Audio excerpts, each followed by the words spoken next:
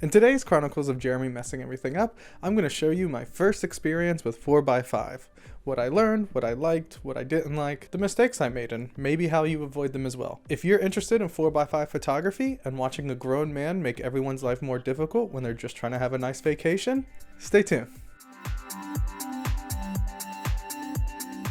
So my girlfriend's aunt invited us to go do a photo run in Death Valley, and so I had recently bought a 4x5 camera at an unbelievably reasonable price. I think I paid like $125 for it. So I got some film. I made two major mistakes in shooting in 4x5, and right first thing in the morning, the first day we were gonna go out, was when the first mistake was made.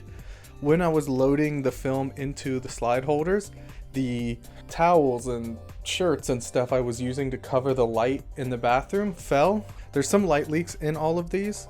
And then also the second mistake I made was when I was loading the films back in the box to give to Sammy's to get it processed, I did it in the bathtub, so I ended up getting some of the film a little wet. So that's the two major mistakes I guess I made three. Okay, I've actually made three major mistakes, so that's two of the three. We'll get into the third later. Okay, so the first spot we went to the sand dunes in Death Valley.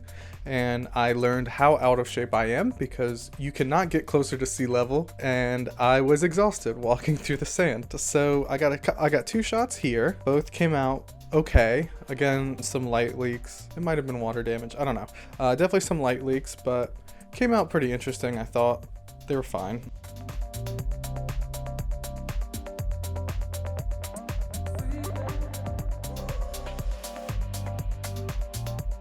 And then next we went to the volcanic crater. The first shot I took has some light leaks, but it still came out pretty good. Here you could really see the benefit of shooting 4x5. Another thing I did on this whole trip is I tried to shoot everything at like an f32. I wanted to get everything in focus because I really wanted to see the detail. So this is kind of the first shot that came out that I'm actually pretty happy with, minus the light leaks. But the second picture I took is where you start to see the water damage of my girlfriend and her brother. But it still came out nice enough and still captured the memory.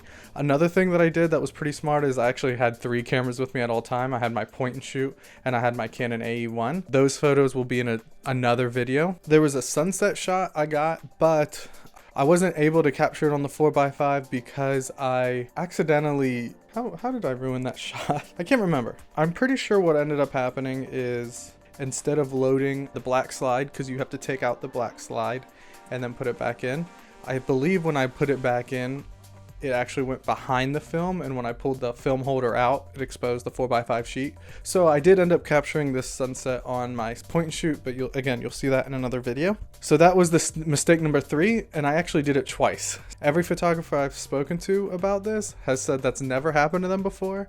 So I don't know if it's because these film holders are older or if it's because I'm a complete incompetent fraud. One of those reasons, something happened. So the next day, we woke up a little early and went to like this abandoned town. I got a shot here.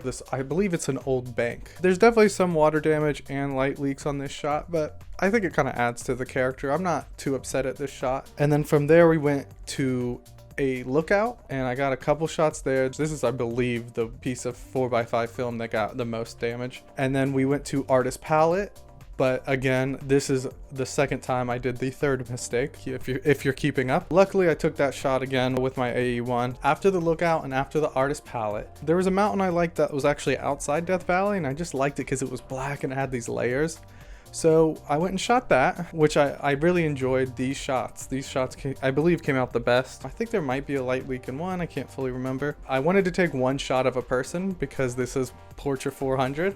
So, it is for portraits. So I wanted to take a shot of Amanda just to kind of show what it looks like, and it looks awesome.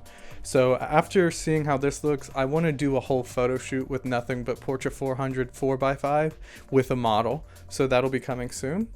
And I'll be able to give a little bit more detail about how to shoot, like maybe an actual photo shoot with this camera or with this style of photography and film stock. So what did I think of 4x5 and what did I think about more specific Portrait 400 4x5? 4x5 is gonna be, I think, one of my new favorite ways to shoot. I like the fact you only have 10 shots per batch. You have to think about what you're shooting and why. When I first started the trip, I could tell I was a little trigger happy. but by the end of the second day, I was like starting to really pick my shots more. And I think in the long term, that's going to mean I get some better shots. I really like the amount of information that comes with each shot. I like the whole way it's set up. Portra 400, again, best film stock ever.